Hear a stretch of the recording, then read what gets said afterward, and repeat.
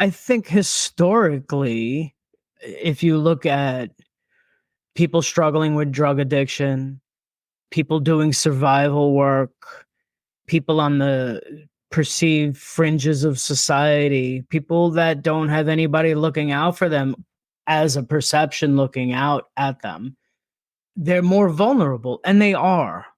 To say that they're not is to be disingenuous. They are more vulnerable. They are in more riskier environments or occupations, whether it's a willingness to participate or a necessity to participate in some of these things. Plus, it opens up to a spectrum of personalities that have overwhelming desires, whether they're sexually driven or to induce physical pain driven or emotionally manipulating driven. And in rare cases like serial killers, it's all of them in one. So marginalized people are the easiest of targets because they go missing. They're probably not in the same location that they live. Their family is scattered about or far away from where they are or were last seen. And the perception is that they're not thought of or cared for. That was the narrative surrounding Jessica Taylor, that her family didn't care and all of this nonsense, when it was so far from reality that it's insulting. That's Raul Montero, a researcher, advocate, and journalist who's known online as Catch Lisk. This is the Silver Linings Handbook podcast. I'm Jason Blair.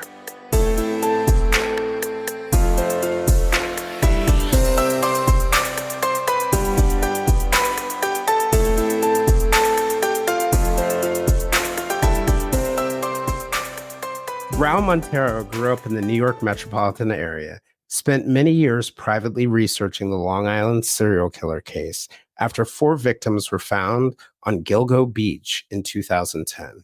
Now, at least 11 or more, depending on how you count it, victims have been identified in the killings, and Rex Heuermann, a Long Island architect, has been arrested as a suspect in the case. Raul eventually searched for ethical, transparent, and accurate advocates and researchers online who are looking into the case, and he's built a community that's dedicated to identifying missing or murdered, marginalized victims, some of whom are connected to the Long Island serial killer case, and some who may not be. Raul has also developed deep relationships with some of the loved ones of the victims. Over time, he became frustrated with many of the inaccuracies that have become common beliefs about the case, and he's dedicated himself to setting the record straight. Raul told our researcher, Jessica Cash, that he's always tried to keep, quote, the victims and families on a pedestal and protected and defend them when they were unable to comment. Raul maintains a Lisk missing, murdered, and unidentified cold case map and a timeline of the Long Island serial killer case, Rex Heuermann's life, and the victims' lives. He's also created resources that he said were designed to make collection of information easier. He also supports law enforcement by passing on relevant information. Today, we're going to discuss the Lisk case, how murders and other criminals prey on the most vulnerable, and how we can do more for the marginalized, who often, despite being deeply loved, are at the highest likelihood of being taken from us and their loved ones.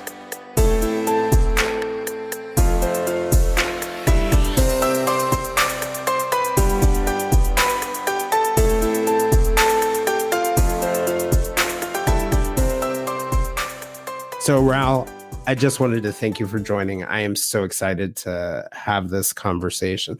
You know, long before we actually ever had a conversation, I have been following your work. I was interested in the case. You know, it was fascinating to me for many of the reasons that I think you were drawn to it. You know, these very marginalized victims, or these victims on what some people call the edge of society, but really in reality, they're very much a part of society, and how so many of them could end up on that beach. So, I guess I was just following you in the background, and it was a pleasure to get the introduction and meet you through a number of other people who are in this true crime space. And I just wanted to, as I dug in and found out more and more about what you did, and I know the work as somebody who's a reporter by background that goes into doing that, I just wanted to express my appreciation for all that and for you being here.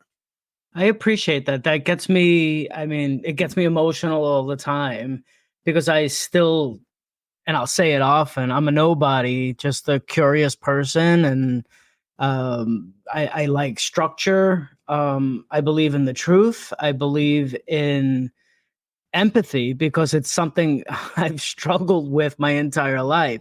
I can't watch The Little Mermaid with my daughter without crying. I get emotional. And it's become sort of the family joke that, oh my God, even if it's a cartoon on, I'm gonna get emotional about it.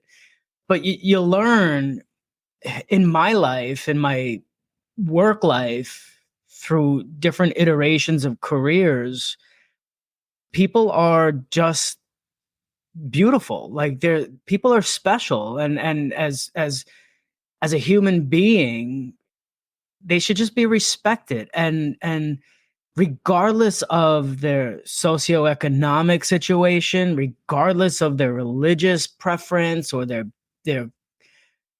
skin color or whatever, at the end of the day, there's no difference between you and I, me and any other random person.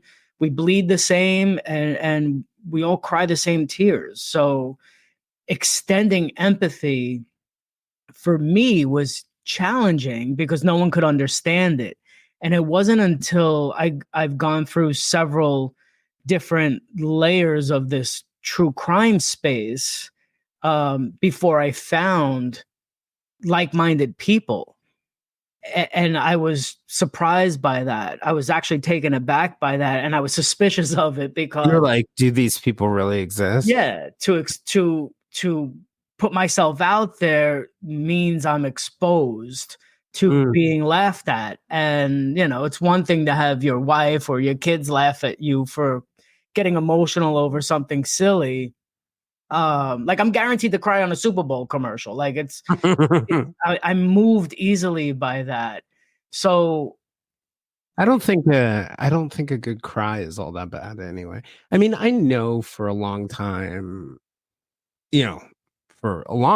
men have not been expected to cry. And as a guy who probably cries in every other podcast that he has, and I mean like genuine tears of pain, not superficial. Yeah. I think there's a power in it for me. There's a power in it for other people too, because I think when people can be vulnerable in front of an audience, I think it makes it easier for other people to be vulnerable. And I think it really opens up. It's the same thing with admitting mistakes. I think it really opens up the door to allow other people to be vulnerable and other people to admit their mistakes, and people can see the strength in that. So I'm not sure if I consider that a negative quality. Yeah, it isn't a negative quality. I've learned to accept it. I mean, I've accepted it my entire life because even if I remember watching some Meerkat Manor on Discovery Channel and literally falling to pieces when the main meerkat died from a snake bite while protecting her family. And, everybody in the house thought it was funny, and I am emotionally wrecked by it. You really can't do Disney movies where some key character dies. It's really hard. It gets really hard sometimes. Like I know, and even with Super Bowl, there's a lot of emotionally charged commercials. Mm-hmm. That's how the metric works. But I think for me, I mean, I was raised by a single mom, me and my brother. We were on welfare. We lived in the projects. It wasn't until my mother remarried that, I was provided an opportunity for a better education and a sort of middle class upbringing, and but I've never forgotten that, to stay humble. And whenever I find myself being even a little bit arrogant, I got a few people that'll call me up or text me and put me in check. And to that, I appreciate that, because you never want to get too full of yourself. You never want to forget um, Who you are, where you're you a poor person. And then I never want to, when it comes to researching the list case or any other case that I work with, you never want to be so full of yourself that you're creating a narrative, regardless of what other people think. I remain incredibly objective and open-minded. Yeah, because it's really their narrative. It's not like, and I think of this as hard as a journalist because people need narrative to understand things, but you have to remind yourself it's not the narrative that you want. It's interesting you say, talking about like being that sort of sensitive to those kinds of things. Like, part of me understands why you would gravitate towards something like this, because you have a tremendous amount of empathy. The other part of me is like, you have a tremendous amount of empathy, which really probably makes you vulnerable in a way that it wouldn't for someone like me, in the sense that I do have a tremendous amount of empathy, but when I get into certain situations where I have to turn it off, or I have to turn it off, like, reporting, I need to like turn it off and turn it on a little bit at different times. But it's just interesting to me that you would gravitate towards such a sad and emotionally charged case. How did you first get interested in it? Was it more of a private thing at first, or did you tell me about that? I'm asked this question often, and I think about it more than I'm asked, because I don't think that any answer I've given to date can ever really articulate it properly. I mean, I had child abuse in my life, and I'm 56 years old, turning 57, and I still struggle with some of that. I accept it. It's helped make me as strong as I am, but I'm a Libra, like a pure Libra. So I can fluctuate from complete puddle on the floor to, fighting in the street. So it's hard. I think my interest really began in the psychopathy of evil people, because of the abuse that was inflicted on me. And I wanted to understand what motivated this person to do that to me. I was a kid, and my brother, and I'm sharing a lot. And it all emanated from that. So I wanted to understand triggering mechanisms for like Ted Bundy, or like, I think that was the first one I really looked into.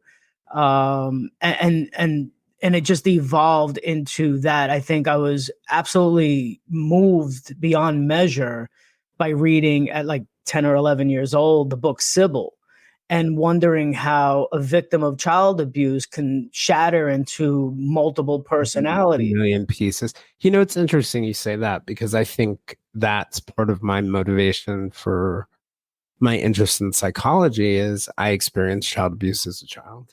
I think it probably affected me differently than you, and it's probably a personality thing, because, it's not something that in itself I've absolutely forgiven the person and honestly moved on from that. But what you can see is it had ripple effects, and it made everything else in life harder and more difficult. And I always felt that same feeling of wanting to understand perpetrators.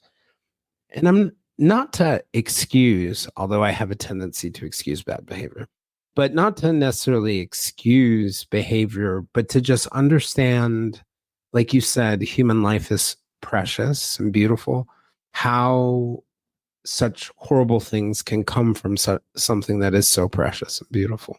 Yeah. So I find what you're saying very relatable.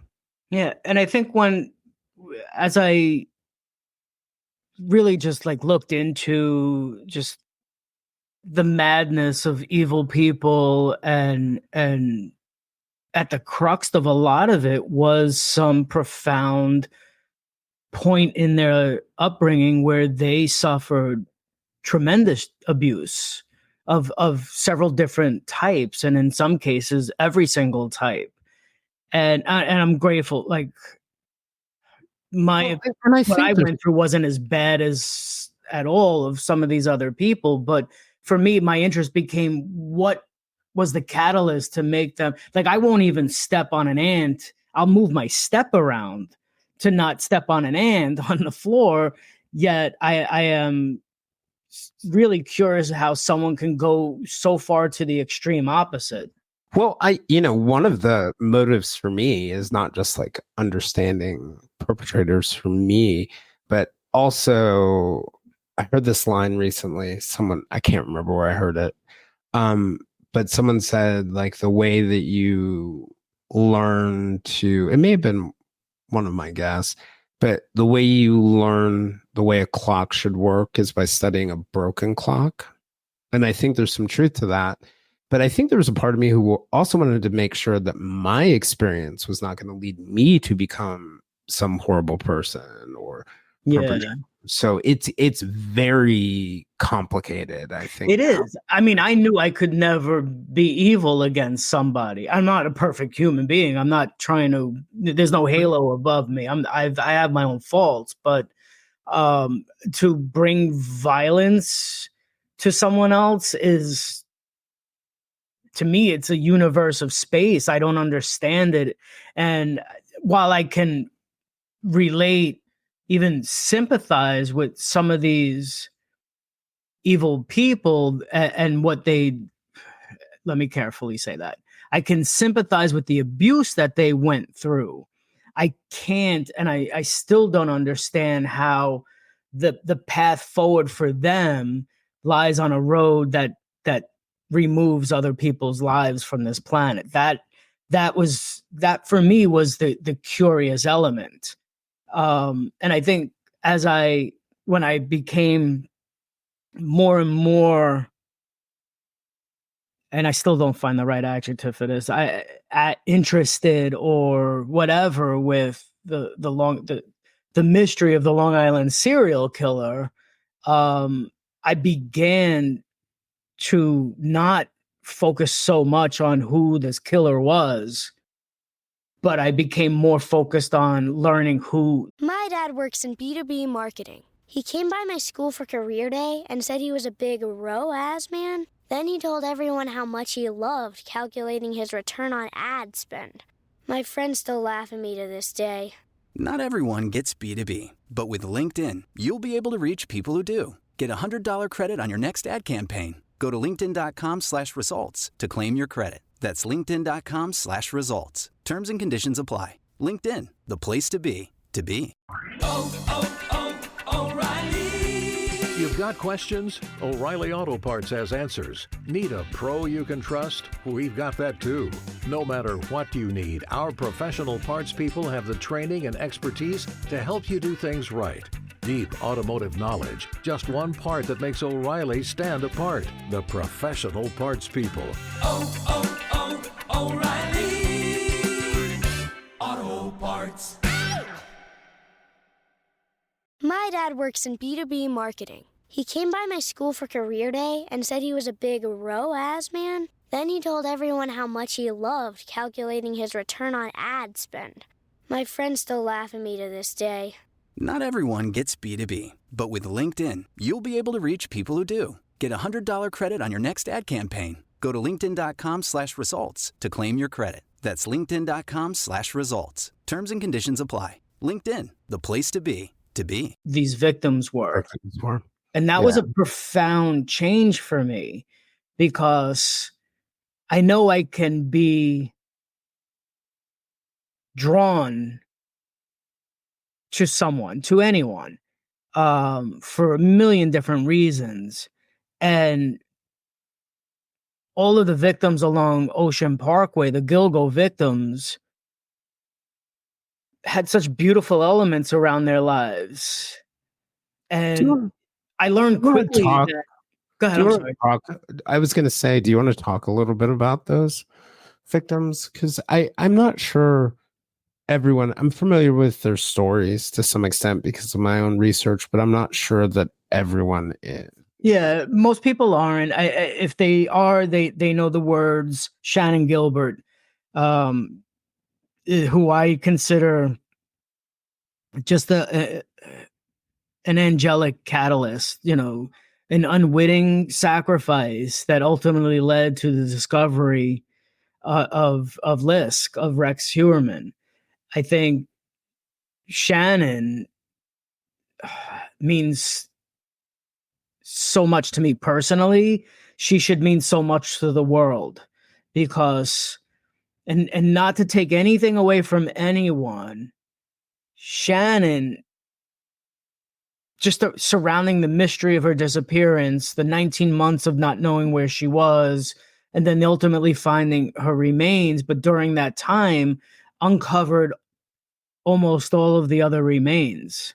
So Shannon goes missing, and it doesn't get any real airplay. I caught it somehow. I was living on Long Island at the time. I was working in Long Island at the time, and I remember hearing about Shannon, and it really wasn't until the first victim was found on Ocean Parkway. That was Melissa Barthelemy.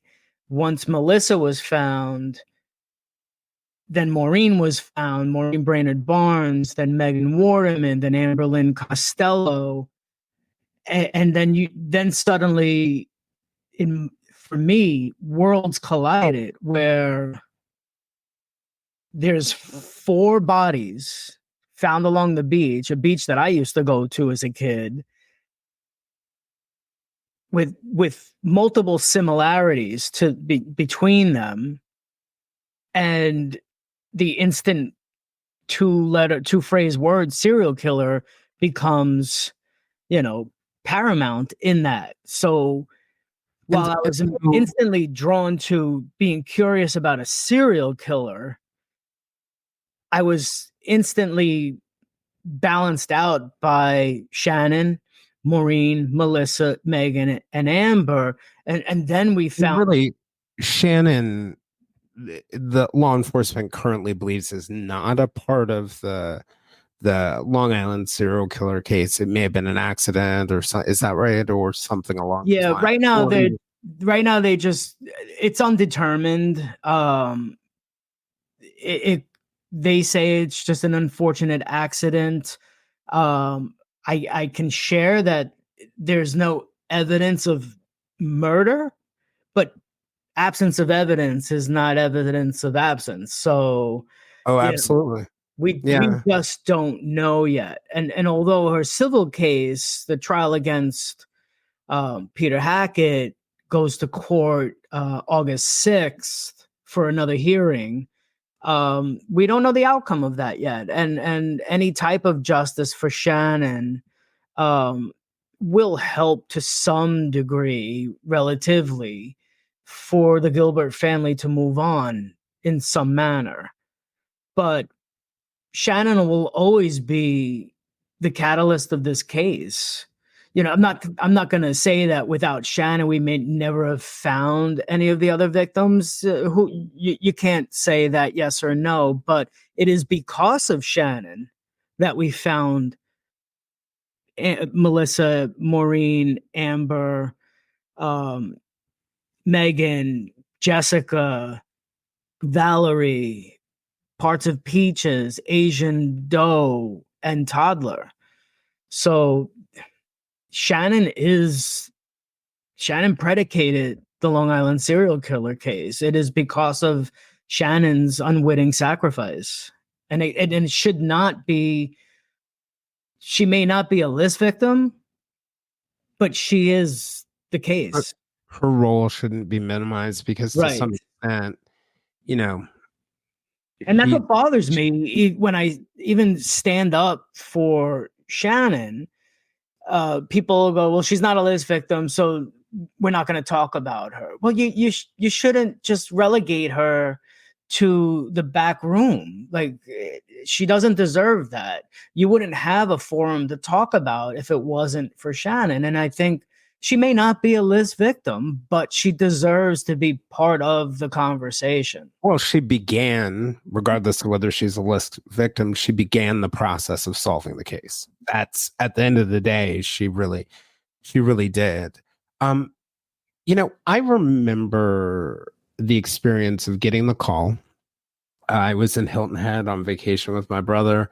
Lisk was the last thing I was thinking about, but I got a call from a New York reporter who, from the good old days when I was reporting in New York, when it was the morning after Rex Heuermann was arrested, and I was sitting at the airport, this tiny little airport in Hilton Head where like you could throw a rock across the whole parking lot. And, soon after I got the charging documents on my phone, I reached out to like 3 creators in true crime who are my friends. And 2 out of 3 didn't believe me. The third was like, I know your info is good. So after I let them know about it, got the documents to them, I started looking up Rex Heuermann's family, and I found Victoria Heuermann's resume, portfolio, and phone number online. And that really sort of like struck me as somebody who's been involved in a scandal and knows what's about to happen. Like instantly, in an hour or 2, this is going to get announced and everyone's going to have her information. So I was sitting at the airport and I got out my phone and I sent a text to her number and said, you should take this all down now. You should take it down. And I thought that was like an interesting reaction for me to immediately think of something like that. And, I thought the case would never be solved because of the way that the police had handled it and because of the backgrounds of the victims. I really thought it would never be solved because the effort that I had seen so far didn't really impress me. The way the FBI was treated, I had heard a little bit about their interactions, and it didn't really impress me. What was your reaction when you heard? So I was actually in a laundromat doing laundry, and I had just put the wet clothes in the dryer. This is so embarrassing. And it was about 5:40 a.m. because I'm an early bird. And I got a text message. Your sources are better than mine. It took another hour for me. I got a text message that this was about to break and a suspect was in custody. And I freaked out. I started messaging a couple of people that I'm close with. And the scramble began. Like, I had 15 minutes before the news was going to break publicly, and I'm stuck in a goddamn laundromat waiting on wet clothes to dry. And I'm like, my laptop is at home. I cannot do this here. It's too hot. I'm already freaking out.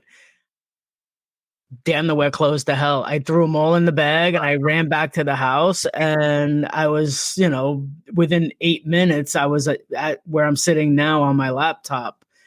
And emotionally, Did you ever think it would be solved? Did you think it would be solved? No.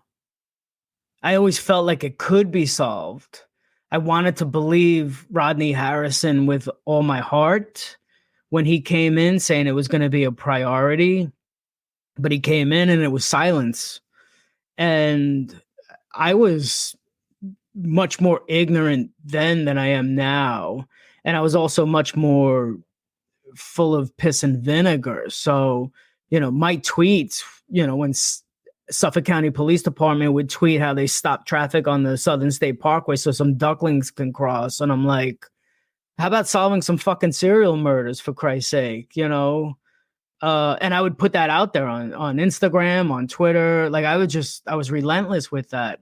But I think the news of that day rocked me because everything that I was looking into and researching and have become committed to, and the relationships and friendships that I built over many years, suddenly we were at the precipice of something incredibly monumental. And I went through a million emotions. I went through euphoria. I had a complete meltdown on my sofa. I was hysterical. I called people and hung up at 6:00 in the morning. Like, I'm like, they don't need to know this right now. But I think after the first 10 minutes of it, and just the shock of it all, I just went and I thought of each of the victims, and then I thought of each of their family members. And then I lost it even more, probably really hard, because having gotten to know so many of them, I felt for them. I felt for them really deeply. I remember, I think it was when I was reading the book Lost Girls. That's the first time. It's really interesting. For all the news coverage that I read about it, I think Lost Girls was the first time, the book, where I got any sense of their backstories, any sense of what their families were like. And I mean, as a reporter, it wasn't ridiculously surprising, but I think for a lot of people, it's really surprising what kind of families they came from and how some of those families were so similar to just anyone's. And, I remember this time where I was reading Lost Girls and I was in Virginia, and I was at the house I shared with my partner at the time. And she was in Long Island visiting her family members. And I was reading through that whole book, and I was getting to the end of the book. And I remember saying afterwards, perhaps you should not read a book about a serial killer where your partner is traveling. And, I am not want for that kind of panic because I know the odds. But like, I picked up the phone. I was like, "Are you okay?" Blah, blah, blah, blah, blah. She was like, "Calm down." And I just remember in that moment, through reading the book, and this is long before any of it was solved, feeling so deeply for the families and the impact that it had on the community. At the same time, sort of political leaders and others were not moving. What was it like for the families waiting? Well, it's hard. It's hard. I can only express my opinion on what they went through because I didn't go through that. If you go even, I won't go back as far as Sandra Castilla's family because I haven't spoken with them and I don't know them. And Sandra's the victim that they recently identified. Yes, from 19. Bada, bada boom, sold. Huh? Just sold my car on Carvana. Dropping it off and getting paid today. Already? What, you still haven't sold yours? You told me about it months ago. Is the offer good? Oh, the offer's great. Don't have another car yet? I could trade it in for this car I love. Come on, what are we waiting for? You're right. Let's go. Whether you're looking to sell your car right now or just whenever feels right, go to Carvana.com and sell your car the convenient way. Terms and conditions apply. My dad works in B2B marketing. He came by my school for career day and said he was a big ROAS man. Then he told everyone how much he loved calculating his return on ad spend. My friends still laugh at me to this day. Not everyone gets B2B, but with LinkedIn, you'll be able to reach people who do. Get a $100 credit on your next ad campaign. Go to linkedin.com/results to claim your credit. That's linkedin.com/results. Terms and conditions apply. LinkedIn, the place to be, to be. You're a pro at managing your diabetes, but did you know United Healthcare has plans designed especially for you? United Healthcare Complete Care Plans are made specifically for people with certain chronic conditions like diabetes. See if you qualify, because if you do, you'll be able to access United Healthcare's large provider network for the extra care you may need. If you live in Georgia, you have options. Let their team guide you through those options so you can find the United Healthcare Medicare plan that's right for you. Just go to uhc.com/Medicare. 93. Okay. And that's more of a recent one. Yeah. Yeah. And you go back to 2003 with Jessica Taylor, her family there, absolutely shattered. To this day, absolutely shattered. They can't speak. They can't be in front of a camera. Another unknown thing about them too, that I'm sure you're familiar with, because I've had some conversations with her cousin and a couple other people in their family just by happenstance. You know, not only were these people sort of like left to wonder, not having much law enforcement interaction, according to them, they were even scammed by people once the case happened. There were people who took advantage of them, people who shouldn't have, like lawyers and other people like that. And that really took me aback. Yeah, I mean, it never ends. There's always some sort of institutionalized grifting that capitalize on it. That's why, just to flash forward to where my advocacy is now, when I see somebody with a missing person and they're like, call my cell, I'm like, the first thing you want to do is not call your cell. Don't give your cell out, because you will have people even saying like, we have her, and send us $5,000 and we'll release her. Like, people are that despicable. Yep. That despicable. And that's horrible, to prey on people's most vulnerable moment when they're looking for their loved one. To try to make money is just reprehensible to me. Like, that, there's no God for people like that. And I think it's terrible. Lost Girls was an incredible book that was purely victim centric. But even prior to that, Timothy Bolger from the Long Island Press was the first one to put out there an article called Lost Girls about missing Megan Waterman from from Maine, rather, forgive me. And, started to humanize sex workers and the plight. And I think we while Lost Girls certainly was victim centric and gave us an incredible bibliography, if you will, of information, it then all falls off the radar for a number of years. And during that missing period of time, narratives were created, really just victim shaming, victim blaming families. And it really became just something so disgusting to me. Like, there were truths and there were lies, and the lies had the floor. And for me, it was a problem. And that's when I started collecting, well, here's the rumor. Well, here's an opposite rumor. And here's a secondary opposite. And I started to want to flesh out what was the truths. And one of the interesting things about this case, just putting myself in the shoes of the victim's family members, and then sort of like myself at the same time, I think as this case has progressed and we've learned more and more details about what happened, it has not been easier.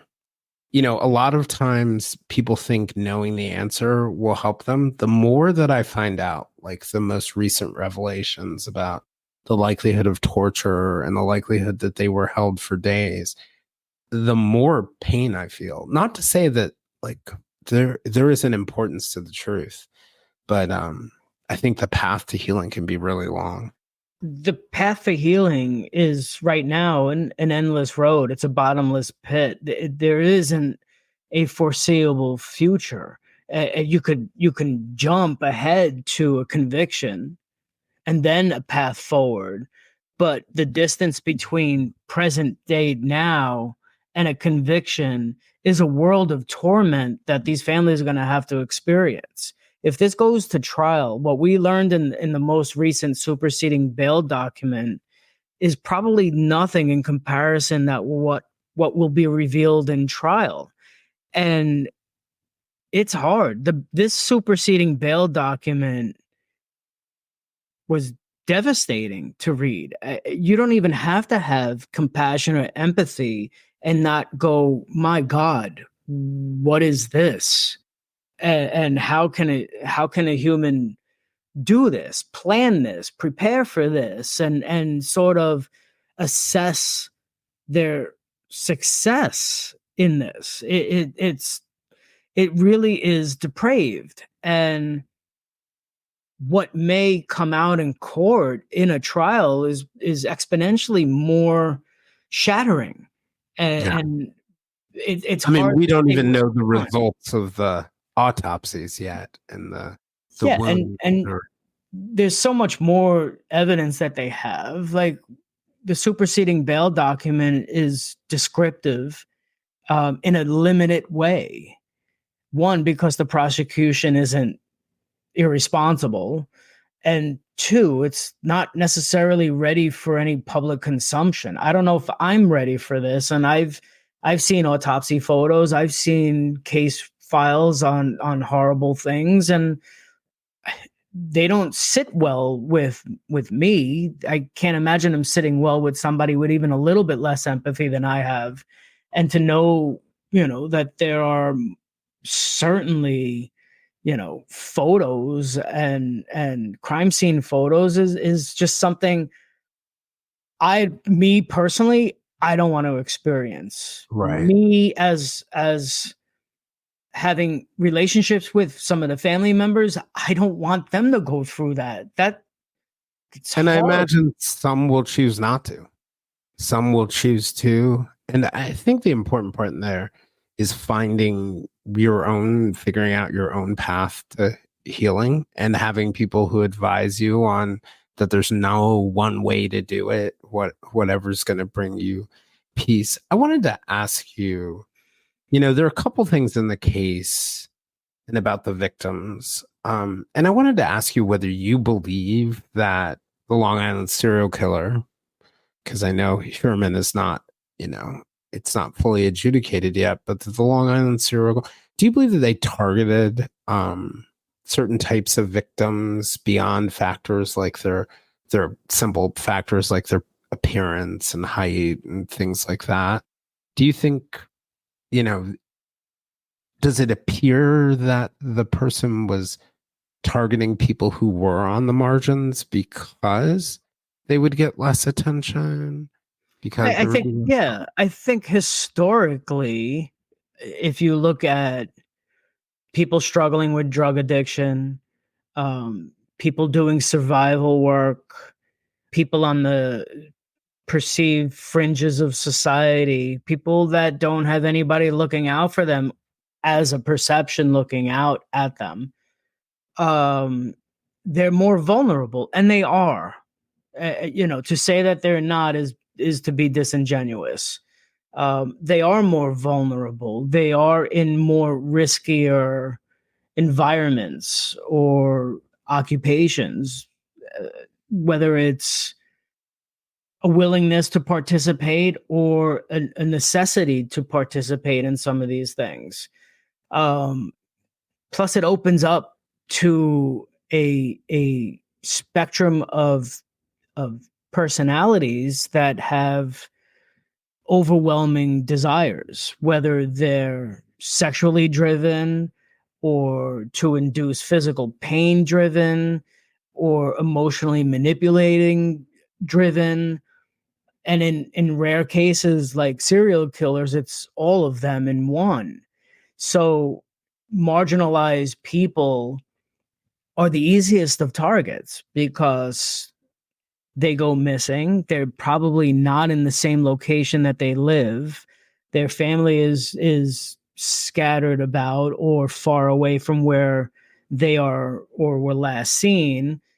And the perception is that they're not thought of or cared for. That was the narrative surrounding Jessica Taylor, that her family didn't care and all of this nonsense, when it was so far from reality that it's insulting. Our second episode with Raul comes next week. If you'd like to join us for more discussions with me and other listeners, we can be found on most social media platforms, including a listener-driven Facebook group called the Silver Linings Fireside Chat. For deeper conversations with our guests and live conversations with other listeners, you can also join us on our Patreon at www.patreon.com/The Silver Linings Handbook.